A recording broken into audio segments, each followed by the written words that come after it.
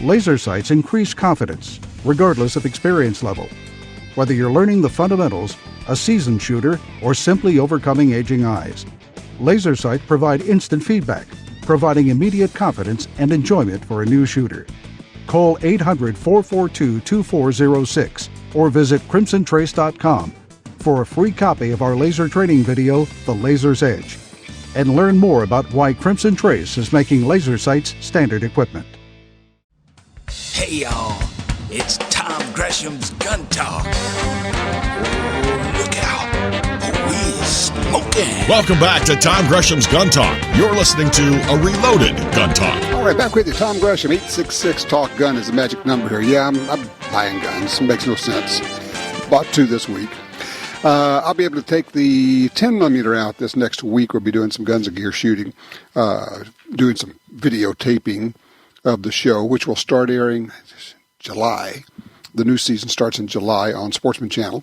And, of course, it runs on all the other outlets, let's see, Roku, Amazon Fire, Apple TV, pretty much any places you can see streaming video, you can find us. Just look for Gun Talk. If you're not sure where it is, start off at the starting place, guntalk.com. Real simple. And while you're there, sign up for our newsletter. You'll get it once a week. I write a piece in it every week, kind of my random thoughts about this and that. Sometimes it's actually worth reading. Other times maybe not. Who knows? Guntalk.com. Take the 10mm out there. Speaking of which, joining me right now, let's talk about ammo. Boyd Metz's HSM Ammunition. Hey, Boyd, how are you? I'm fine, Tom. It's good to be back with you. And glad to hear you're stepping up to that 10mm gun. Well, I was actually cruising your website looking, man, you got some nice choices for us 10mm fans. We do, as a matter of fact. Our Pro Pistol Hunter, we've been making that and very successful with it. You know, you and I have talked a number of times, and I was thinking today a little bit about our conversations in the past, and it's just amazing. I like to eat, which is obvious. You like to eat. So, it takes good ingredients to make good food. And I thought about that, and I thought, well, gosh, Starline Brass, Sierra Bullets, Hodgdon Powder, Winchester Primers equals HSM quality, and my favorite word, accuracy. But only if you know how to put them together, because you can put together good components and still screw it up if you don't know what you're doing.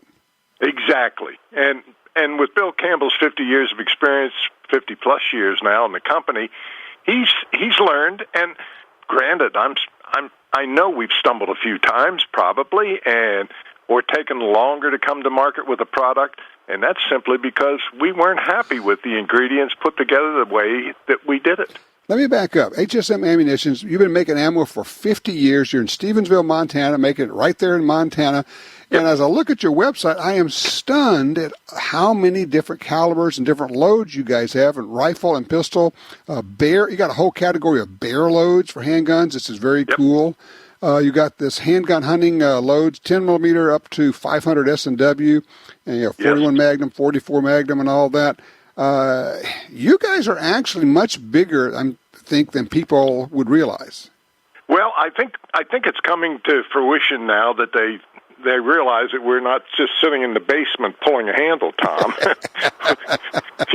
We have electricity in Stevensville, and we do turn it on, and the machines run, and we make a lot of ammunition. And we make the bear ammo, we make the Pro Pistol, which we're real excited about that because handgun ownership is increasing, i.e. you, and just buying at least one that you mentioned this week.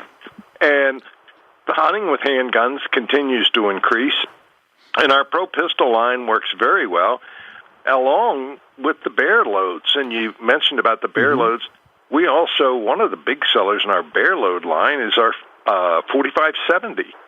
Really? The caliber has become very, very popular with all the guides and so on and so forth. Sure. And it's also a deer caliber, and it also meets the newest criterion in a number of states as being a straight-walled cartridge that can be used for deer hunting. Of course. And, for those who have not shot one, 4570 is just so much fun to shoot. Big old, long, it look like you're sticking a cigar inside of your lever-action rifle. They're just fun. Yes, they are, and they have a great history going back, 150 years. The cartridge. Yeah, I mean, it's the caliber that George Custer's men had. Absolutely. He wishes he had brought more ammo and brought he should have had the Gatling guns. One at a time, Tom. Let me ask you this. I'm looking at your lineup here of the Pro Pistol, and this is your handgun hunting ammo. Are you seeing an increase in interest in people wanting to take up hunting with handguns? The big calibers seem to be gaining in popularity. A perfect example of that is Magnum Research, who's been around for a long time and known for their 50 AEs and their 44 Magnums. They introduced a caliber called a 429 DE pistol cartridge, and it outperforms the 44 Magnum considerably. And it's a semi-auto pistol. But what's most interesting, it's based on the 50 AE Action Express cartridge, and we load all the ammunition that they sell. Oh. We help them develop the cartridge, and we load the ammunition for them for that particular gun. And at this point in time, we're the sole source. Well, they are. We load it for them, and they sell the ammo. But it's an outstanding performing. So, yeah, I continue to see growth. And the 10 millimeter, as you know, is being more or less reintroduced. I mean, it's been around a long time. But it's just becoming more popular, and more of the people out there that make the 1911 style guns are continuing to bring that caliber back. All right, now let me ask you, I'm going to switch on you because I'm thinking, look at the calendar and thinking this is the time of year when people get all cranked up shooting varmints, little bitty critters, whether it's ground squirrels, prairie dogs, marmots, whatever. What do you guys have in the way of varmint loads, and what are you stuffing these things with? Gosh, we have a full line, starting with actually 218B. I just talked to Bill Campbell last week, and we were loading up a bunch of 218B ammunition, and up through all the 22 calibers, 223. We make what we call the varmint blue, which is a 55 grain bullet. And Tom, this varmint thing, pest varmint, whatever you want to call it, it's real important because management has become so important, and shooting is probably one of the, if not the most effective way on prairie dogs, because the poisoning thing that they've gone through for years. Yeah, that's just not environmentally sound, and it kills a lot of stuff beyond the target species. Exactly. A great impact. So the hunting has seemed to grow. They're extremely prolific. And I'm looking. I'm at your website for those who want to kind of follow along. HSMammunition.com. One of the things I'm noticing here, I'm looking under the varmint category. You're right. You have an insane amount or number of cartridges. But what's interesting to me is it's not just the standard, 17 calibers. You got like several 17s out there, 22 250s, 223s. But then I keep scrolling down and I've got, oh wow, look at there. A varmint load in the 243, a varmint load in the 25-06, varmint load in the 257 Roberts, the 280 Remington, the 300 Blackout, varmint loads in all these things. That's really cool. Well, Tom, not everyone's like you and I. A lot of people have one, maybe two guns. They might have a rifle. They might have a shotgun. Shut your mouth. I don't even want to hear about such people. Well, neither do I. But for those that are out there and live that two-gun, shotgun, rifle thing, they need an opportunity to shoot more, keep their skills sharp. So we decided years ago that some of these smaller bullets are quite effective on varmints. Oh, yeah. And all size varmints. I'm talking, from prairie dogs to coyotes. So probably the 243 is just as great an all-around cartridge you can come up with. And that's the one that you and I have talked in the past about, that we make a low recoil if you want to get the kids out, the son, the daughter, or if you're just a little recoil sensitive yourself. Our low recoil ammunition is extremely effective and extremely accurate. It ranges out to 250 yards, we recommend. And most of the prairie dog shooting or the coyote shooting, and certainly the large portion of the deer shooting, is done within that distance. Within 250 yards, exactly right. Yes, so I would just offer to folks, if they have not checked you guys out, hsmammunition.com, the obvious question when people say, okay, this is really interesting, but how do I get it? Well, we have Cabela's, Midway, Bass Pro, your local gun store. Go in and ask him for it. If he says, well, I don't have that, I have this, tell him, hey, I want this. I want HSM. There you go. I want HSM. The store's there to service you, so don't be afraid to ask him. Yeah, just to remind which way is the money flowing here? That's exactly right. The guy that walks through the door is the most important person in our industry. So there you go. that's the thing about it. I think I'm actually going to be shooting some of your ammo this week, so I'm looking forward to doing that. Yeah, well, you and I talked about this, and I reiterate it. Sometimes I get called Mr. Accuracy because that's all I talk about. But, you can do the pretty videos and, show the bullets blowing up in the gelatin, and I've done thousands of blocks of gelatin. But the bottom line is the stuff has to be accurate. And I go back to our old acquaintance, Bill Jordan. And, the same thing that applied to him drawing and shooting a gun applies in our game. And it's speed is deadly, accuracy is fatal. Well, velocity, you hear them touting velocity. Hey, that's deadly, but it has to be accurate. Yeah, Bill said speed is fine, accuracy is final. Exactly right. That's exactly right. The other way I like to say is you can't miss them fast enough to do any good. No, never. One other thing I'd just like to throw out at you here. We came out, and you and I talked about this at the SHOT Show this year, our new hunting load, which is called Tipping Point. Right. And what is Tipping Point is loaded with the new Sierra bullet. It's their game-changer bullet, and they've had bullets with lead tips, and they have their match bullets, and they've just been known to be the king of accuracy. Well, they've continued that when they developed this bullet. And we have loads in 243, 6mm, 6.5, 270, 708, 7 Rem Mag, 308-06, and it is just an outstanding performer. All right, so I got a scoop because I got the music rolling on top of me here. It's hsmammunition.com. Boyd Metz, thank you so much. I wanted to tell people, go check it out. Look at Tipping Point. Look at all this stuff. Look at the bare loads. Look at the HSM ammo. You're going to be amazed at all the stuff. And I am still going to come out and visit you guys in Montana, okay? I look forward. Get up there in the air and come visit us. Thank you for your time, Tom.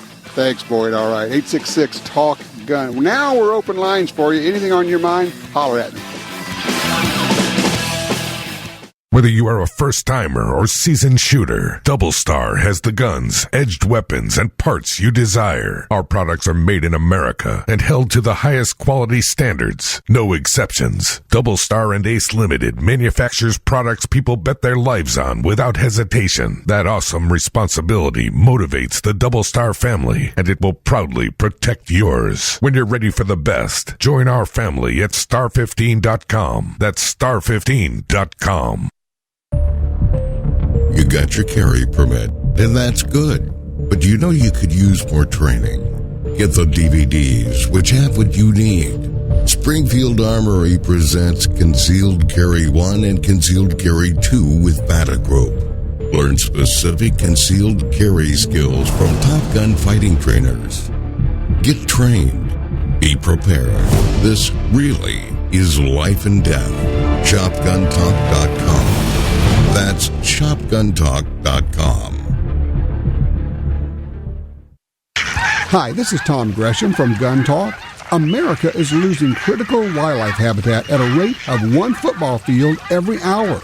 It's happening on the Louisiana coast, but it's critical to all sportsmen and conservationists. These precious wetlands provide winter habitat for more than 10 million ducks and geese annually, waterfowl that migrate north through dozens of states. Don't shrug it off. Get involved. You can help. Visit vanishingparadise.org. When the U.S. military's elite units and law enforcement agencies across the globe demanded innovation and reliability, they didn't settle. They chose Sig Sauer. When world champion professional shooters demanded precision accuracy, they didn't settle. They chose Sig Sauer. So it's no surprise more and more civilian gun owners are refusing to settle for anything less. They're choosing Sig Sauer firearms, ammunition, electro-optics, suppressors, air guns, and training. Sig Sauer. Never settle.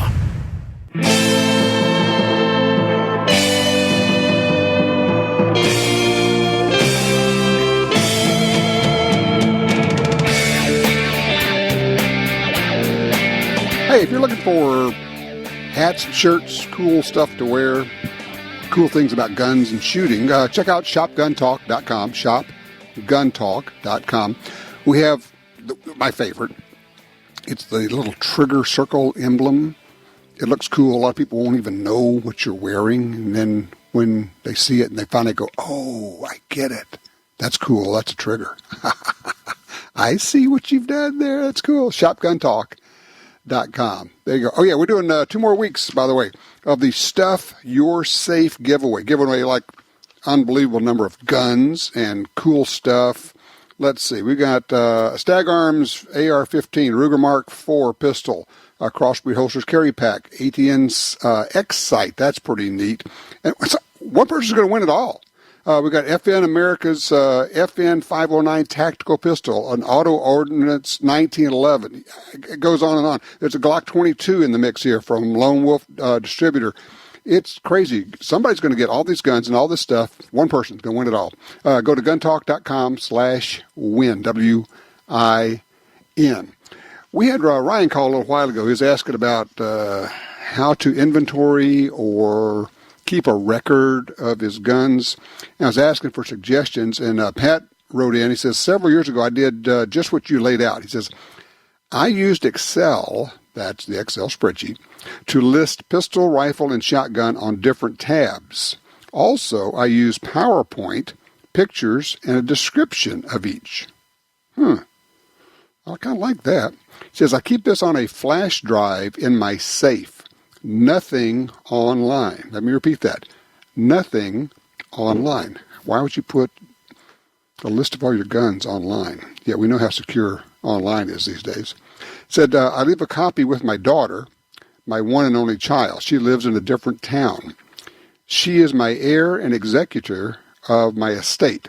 She will not have to guess what I have. Says, I have about 25 users. He says, 25 firearms. He says, am I a super user? Yeah, there was I can't remember who it was, one of the gun control folks saying, a lot of gun owners are super users, people that own more than 10 guns. It's horrible. We have to do something about these people. You own more than 10 guns. Yeah, Pat, I'm sorry. You qualify. Welcome to the party. The goal is not to wipe out super users. The goal is to become a super user. Yeah, most of you probably already are. Hey, Dale's with us out of Elko, Nevada. Hey, Dale, you're on Gun Talk. What's going on? I had a question. I got some paperwork from the NRA wanting more money, of course, which they need, saying that they're in risk of shutting down their operations because of all the legality and all the stuff that's going on against them. Have you heard anything, or what's your comments on that? Yeah, there's all sorts of noise about, is the NRA out of money? Are they hurting financially? I don't know, honestly, and I will tell you this. The NRA is really good at asking for money. And people always ask me, why do they do this? It was only one reason, it's because it works. They do need money. You have to have money to operate. Are they at risk of shutting down? I kind of would find that hard to believe, hard to imagine. At the same time, here's the thing. If getting one of those mailers reminds you, I might want to throw $25 or $50 at those guys just to help out, help the cause, there's nothing wrong with that. Now, the other thing is, and people say, well, I get these all the time from them. If you're a member, you can ask them, put me on the reduced mailing list, and they will send you far fewer pieces of mail, asking for donations. So, I don't know. I mean, when you get something like that from the NRA, what is your immediate reaction? Well, I just kind of hate to send them any more money. I've been a life member for a long time. The reason I did that was so I wouldn't have to keep throwing money in the well that I can buy ammo and guns with. So that's my take on it. Well, and another way to go, and I know there are a lot of people doing this. Some people are saying, okay, I've done my thing. I am a member. I've checked that box. I'm going to throw money at some other groups. Second Amendment Foundation, of course, is one that's near and dear to my heart. I like what they do. There are some others. And, of course, I think very high on the list for everybody should be their state group, whatever state you're in. There's a state gun owners group there that is fighting for gun rights. And you talk about people who need money. They have nothing. I mean, a lot of times they're working on a few $100 or a few $1,000s in their budget, and that's all. We're not talking about millions. We're talking about hundreds and thousands, a few thousand, not hundreds of thousands, but hundreds or thousands of dollars. So I would throw that. And Lord knows, Dale, you've been watching what's going on in Nevada. Your legislature has lost its mind. Well, we've lost our state to the liberals and left-wingers and all that. I'm just sick about it. And one thing I do support is our state gun rights organization, and they're lobbying right now down in Carson City. But, it's like spitting in the wind. It's frustrating. And, yeah, you already missed your opportunity. You could have just built a wall between you and California. Well, Bloomberg come in here. If we can mention his name, I would mention it. But he just bought Las Vegas, Clark County, and Washoe County and flooded it with money, and they've been piling on they've taken control of the Assembly and the Senate both, which I'm sure you're aware of, down in Carson City. And who did that? Pardon me? Who did that? Bloomberg. Pumped so much money in here. Oh, yeah. You've heard of him, right? Yeah, I think I've heard of him. Yeah, I think he's up to 60 or 70 billion dollars that he is worth, and he is pouring money into these elections. And money makes things work.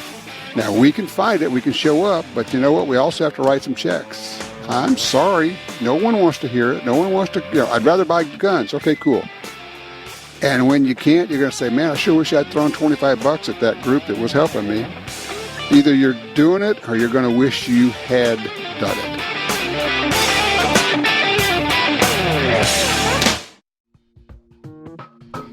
A girl can't go wrong with something in basic black, like an AR-15. Some things never go out of style, like Tom Gresham's Gun Talk. Welcome back to Tom Gresham's Gun Talk. You're listening to a reloaded Gun Talk. You know how much I talk about getting training, and I'm such a fan of good trainers.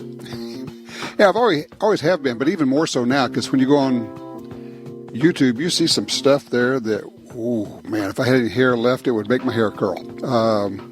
People who are doing rolls out of cars and flips in the range and doing a shimmy shake as they go through doors. And this is their stuff that they're teaching their classes. These are so-called self-defense instructors. It would just scare me to death to be anywhere close to that stuff. So I love it when I get to work with really good people who are really clear about self-defense training. And you end up always finding out who's the real deal. One of them joins me right now. It's a pleasure. It's been hard to get him on here, but Dave Spalding joins us again. He is a firearms instructor, author of Handgun Combatives, and a whole bunch of other stuff. Dave, I am so glad your schedule cleared, man. Well, I think we could just stop the interview right now after what you just said. I don't think I can top that. Well, I want to know when you're going to have your video of rolling out of cars and doing flips and all the rest of this stuff, man. Never. Never. I can remember the mid-'90s when I was first introduced to the Internet, and I was thinking, this is going to be a fantastic way to exchange information. I was wrong. Because, about 90% of what you see out there is just absolutely awful. And probably 50% of it will get you killed, which is unfortunate because it brings us to a situation, Tom, where we have got the ill-informed being educated by the stupid. And that's unfortunate. Well, one of the things, I love about you is that, and you've been a firearms instructor, you've been SWAT team leader, you've done all this stuff, you've got all this background, and yet you still put a critical eye on everything that's taught to say, okay, that sounds good, but let's put it to the test. Does this really work? I mean, I remember when we were first doing video together years ago, and you're showing a way to do a malfunction drill, and I said, well, that's not how I was taught. He said, yeah, but try this. And I tried it and went, oh, I think that works better, because you just kept tinkering until you found something that worked. Well, the textbook definition of efficiency is the least amount of time, effort, and energy expended. And we all realize that in a pistol fight, which tends to be a very close-quarter situation, you don't have a lot of time to commit that effort. So you need to whittle out all of the garbage. And many of the things we teach as traditional are not really efficient. I think they were taught because that was kind of the way it was done, but it's not the best way to accomplish it quickly, especially if you happen to be on the move. I mean, if you're trying to move laterally or forward, but you're rolling your gun out to the side and you're grabbing it overhanded, it'll create a certain amount of muscular confusion and actually unbalance the shooter. But, when we're doing things where you're standing perfectly still in your preferred stance, a lot of things will work. Yeah, I know that in your classes, you tour the country doing classes, you teach moving a lot. I did a class a couple of weeks ago with Steve Tarani, who's got extensive background in lots of different things, scary dude with a knife and everything else. But over and over and over again, all through this 5-day course, it was like, you have to move. You have to move. Don't stand there, because that's where the fight is. You got to start moving. And it's like I could almost hear your voice in the background, the same thing. Well, you got to move with purpose. The idea of in a gunfight, move. Well, what's that mean? Right. Do you stand there and vibrate? No, you have to move with purpose. Right. And the way I kind of break it down in the guideline is number one, you move until you're ready to get accurate outbound fire, the kind that'll save your life. Okay. Number two, you move to a position of cover, concealment, or advantage. And number three, you move to exit the kill zone. Now, those are not all-encompassing, but they're a pretty good guideline.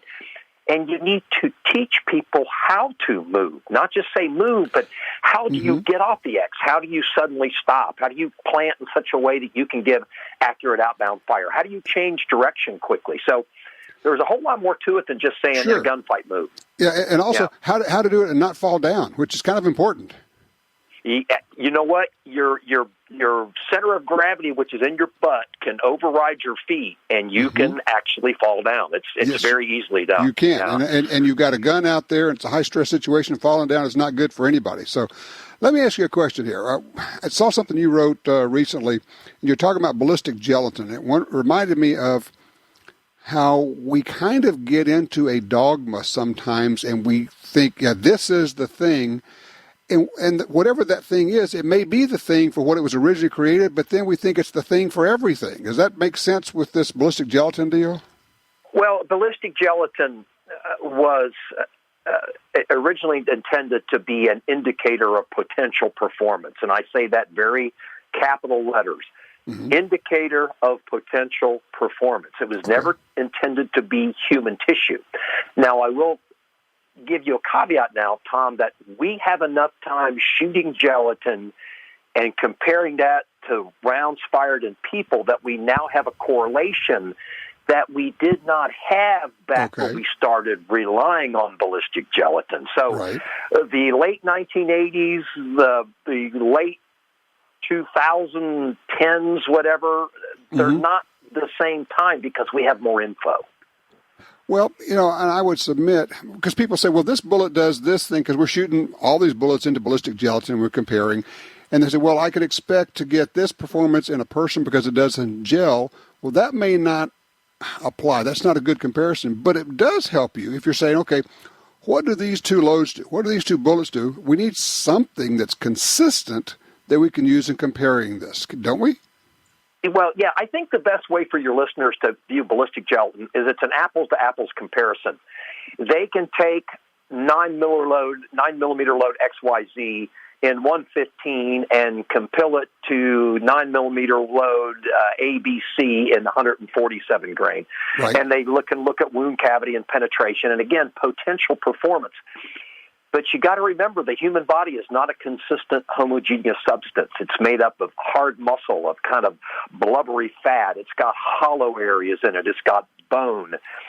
So the type of consistent penetration that you're going to see in gelatin just won't always happen. I'll tell you, a shooting that I investigated when I was a police officer, a guy was shot up in the left pectoral. Mm-hmm. And when they found the bullet at autopsy, it was in his left knee. Now, how do you figure that? Holy cow. What it did, it glanced off the rib and went straight down. I mean, it did its job, but that's not the consistent path that you would, yeah. Well, I remember Clint Smith, he's talking about how, we're always trying to create better handgun ammo, better bullets, better. He says, the reason we do that is because, and this is the takeaway on all this, is handguns are not really particularly effective at stopping an attacker. It's why we keep working on trying to make them better. Well, they're portable. They're not necessarily effective. Exactly. It makes people nervous when you carry your AR into the Safeway. Or better yet, your 12-gauge loaded with slugs. Because that would be the best small arm that I could come up as far as projectile effectiveness. Perfect. Hey, Dave, hold on a second. I got to take a quick break. We're talking with Dave Spalding. Check it out. HandgunCombatives.com is his website. Top trainer. He was the law enforcement trainer of the year just a few years ago. We'll be right back with more talk. The next big thing for the AR-15 has arrived. The Brownells BRN 180 Upper. A modernized version of the Armalite AR-180, featuring a 16-inch barrel, a 223 wild chamber, and a full-length pick rail. The BRN 180 skips the buffer system to allow complete function of the firearm with the stock folded or extended. Best of all, the Brownells BRN 180 mounts to any mil-spec AR lower.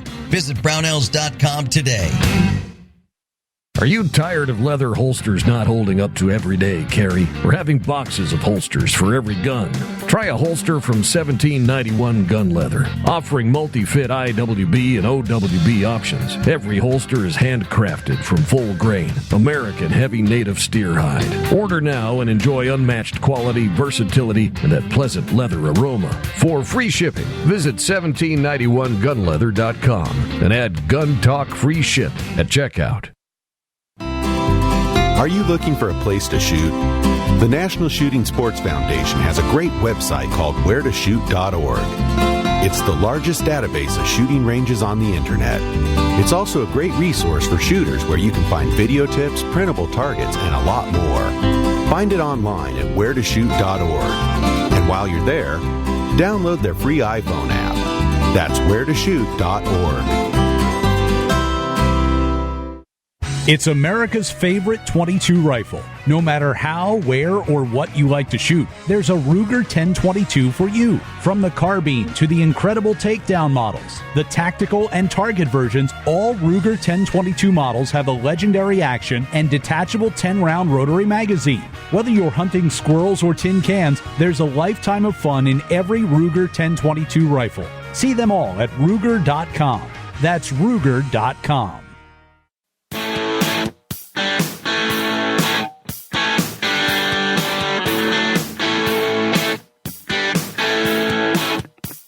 Talking with Dave Spalding, HandgunCombatives.com. Also, you can check it out. Look at Dave's rants. They're a hoot and a half. Dave, let me ask you a question here. I'm looking at one of your rants here, and you asked the question, you're comparing teaching shooting with teaching gunfighting. What's the difference? It's application. I mean, if you're just shooting, you can just stand there and you can sloppily hold the gun and you can smack the crap out of the trigger, and whether or not you hit the tin can you're shooting at is really irrelevant. The fighting is an entirely different attitude, for lack of a better term. You know, if you do not do this well, you're seriously injured or perished. And you have to get hits on target. You have to have good essential or foundational level skills. You have to do this stuff well, and it's probably going to be in an environment that's less than advantageous. You're probably going to be moving. You're probably going to be screaming. It's going to be filled full of pandemonium. There's going to be people there that should not be in the line of fire but are. And do I need to go on? You you're quoted as saying, "We must all be active participants in our own rescue." It strikes me that that's more than a thing to do. It's a mindset. Well, it's a lifestyle choice. I mean, think about it. You have to truly prepare for this. I did a recent video trying to answer the question that many people have, like, okay, I'm starting into this journey of discovery that's called personal security. What do I do next? Well, it's not just a matter of taking the advanced course or the level 2. There are various levels. You know, the foundational level is those shooting skills we're talking about. But on top of those foundational levels, we got to add combative aspects, and that would be movement, shooting from unconventional positions, transitioning from fists to guns at extremely close quarters, and things that make it a weapon of warfare. But then we also have to cap that off with the interactive aspects. We actually have to go man on man in a situation where we're not actually killing each other. So we're talking about, simunitions or UTM or airsoft or better yet, the electronic simulators that are just so much better than they've ever been. But it's not so much in the interactive level to just do it because, this is the closest thing to a gunfight. It's not a gunfight. There's no expectation of injury or death. What you do at the interactive level is that you, number one, come to realize or have confidence that the skills you learned at the other 2 levels will indeed work. Right. Number 2, you make rapid crisis-level decisions. And number 3, you establish confidence in your skills, which is the best way to overcome fear and conflict. And I love that you talk about learning to make decisions. Basically, I call it problem solving. You're making problem solving in the middle of mayhem. And you can only do that by doing it over and over again to the point where the mayhem doesn't really impact you other than just say, this is the set of problems I have to solve. Bingo. That is an excellent way to say it. It's the whole mentality of been there, done that. Because you see, the brain does not know the difference between things that it experiences and things that it's being trained upon. I mean, or war gamed in your mind. So anytime we can prep the brain to settle down and keep its cool in conflict, the better off we'll be. And that really doesn't matter if it's a gunfight or you're strapped in the seatbelt of your car, it goes off the road into a rushing stream, and now it's filling with water. We've got to keep our heads so that we can respond because panic is a killer. And, of course, panic is a direct derivative of fear, so we got to keep that fear in check.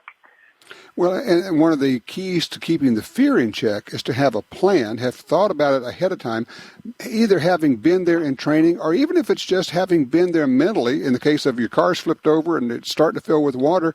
If you have done that 100 times while sitting in your easy chair and said, I will do this and then I will do this and this is how I will deal with that, you will actually start executing the plan you came up with in your Barca Lounger. Sure, it's called wargaming or when-then thinking. But what you're doing is you're basically, you're firing synapses and you're creating a myelin sheath type path from, in your brain that now you don't have to process a response. You have put a response there. Because, look, the whole concept of observe, orient, decide, act, people seem to think that they'll do that as smoothly as water from a pitcher. It's not. It's a disjointed process. Hey. And the best way to prepare for that is to war game. Dave, I know you're giving classes all over the country. How do people find out where you're teaching? HandgunCombatives.com. There you go. Got your schedule, got the whole deal. Check it out. Dave Spalding, HandgunCombatives.com. I don't recommend a lot of people. I recommend Dave unreservedly. You would enjoy and profit from his classes. Dave, thank you so much, my friend. Thank you for having me, Tom. Always a pleasure. I'm so glad that your schedule cleared. Very cool stuff. All right, when we come back, it'll be you and me talking about this stuff. Yeah, it's expensive. Yeah, it takes time. Are you willing to do it? Really, seriously, what would motivate you to do it?